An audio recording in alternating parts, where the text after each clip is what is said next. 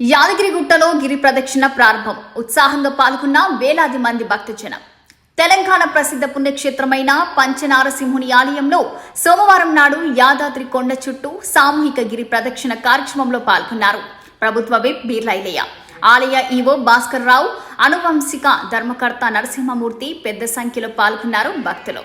మొదటగా శ్రీ లక్ష్మీ నరసింహస్వామి జన్మ నక్షత్రం స్వాతి సందర్భంగా వైకుంఠ ద్వారం వద్ద పూజలు నిర్వహించిన ఆలయ అర్చకులు, స్థానికులు వందలాది మంది భక్తులతో కొండ చుట్టూ నరసింహుని నామస్మరణతో జై నరసింహ, లక్ష్మీ నరసింహ నినాదాలతో భక్తులు, స్థానికులు సామూహిక గిరి ప్రదక్షిణ చేపట్టారు.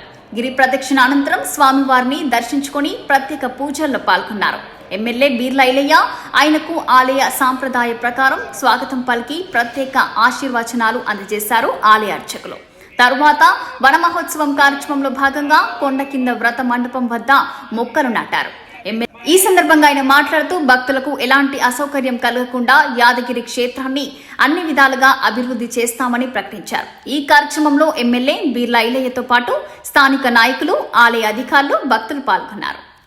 10,000 మంది పైగా స్వామివారి స్వాతి నక్షత్రం గిరిపక్షులు పాల్గొని దర్శనం చేసుకోవడం జరిగింది.